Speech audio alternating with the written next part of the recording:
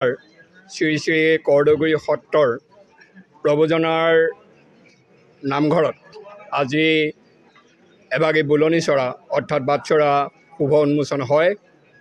শ্ৰী শ্ৰী খাটপাৰ সত্ৰৰ সত্ৰাধিকাৰ প্ৰব্ৰজনাই বন্তি প্ৰজ্বলন কৰাৰ লগতে জকাই সত্ৰৰ সত্ৰীয়া প্ৰব্ৰজনাই বাটচৰাৰ সম্পৰ্কত এক বিস্তৃত ব্যাখ্যা দাঙি ধৰে।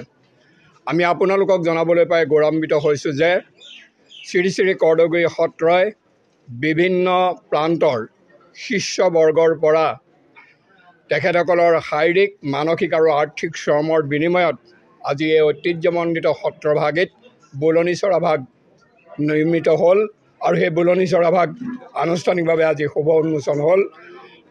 ইয়াৰ লগতে গুৰুজনাৰ দি যোৱা অসমীয়া জাতীয় জীৱনৰ অমূল্য অৱদান প্ৰমত্ত সিংহৰ নাম চৰ্চন আৰু পাঠ ইয়াত হৈছে। আমি এটা কথাই অৱগত কৰিব বিচাৰিছোঁ যে কৰদগুৰি সত্ৰলৈ অহা যিটো ব্যৱস্থা, যিটো যাতায়াত ব্যৱস্থা অদ্যপৰিমিত সুচল হোৱা নাই। এই সম্পৰ্কত আমি স্থানীয় বিধায়ক মহোদয়ৰ লগতে মাননীয় চৰকাৰখনলৈ এটা আহ্বান জনাম যে শ্ৰী শ্ৰী কৰদগুৰি সত্ৰত অতি কমেও 10 লক্ষাধিক শিষ্যবৰ্গ আছে।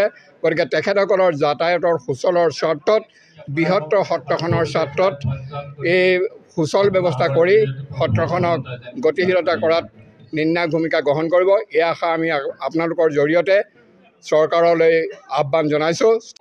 মই তিনিচুকীয়া জিলাৰ হেখান্ত সীমামূৰীয়াৰ পৰা আহিছোঁ, দিৰা গেটৰ পৰা। আমি আজি শ্ৰী শ্ৰী কৰদগুৰি সত্ৰলৈ আহিছোঁ।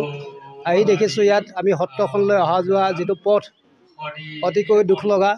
আমি সেইকাৰণে আমি চৰকাৰ আৰু বিধায়কক আমি শিষ্য হিচাপে আহ্বান জনাইছোঁ যে অতি অনতিপলমে আপোনালোকে সত্ৰলৈ অহা যি যাতায়াতৰ ব্যৱস্থা তাক সুচাৰুৰূপে কৰি দিয়ে বুলি মই আশা ৰাখি